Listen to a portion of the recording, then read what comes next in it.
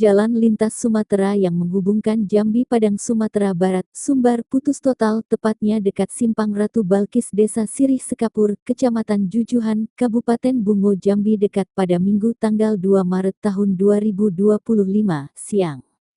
Kepala BPBD Darmasraya Eldison, di Pulau Punjung, mengatakan titik jalan putus sudah masuk wilayah Kecamatan Jujuhan, Kabupaten Bungo Jambi, di mana berbatasan langsung dengan Kecamatan Sungai Rumbai, Kabupaten Darmasraya, Sumbar.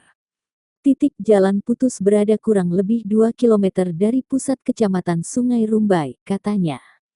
Ia menjelaskan, berdasarkan informasi sementara air bah yang datang dari aliran sungai sekitar meluap dan menghantam jalan, menyebabkan longsor dan terputusnya akses jalan utama yang menghubungkan Jambi dengan wilayah Sumatera Barat. Lokasi jalan yang putus berada tidak jauh dari Simpang Ratu Bilkis, yang dikenal sebagai jalur vital bagi pengendara lintas provinsi, lanjut dia.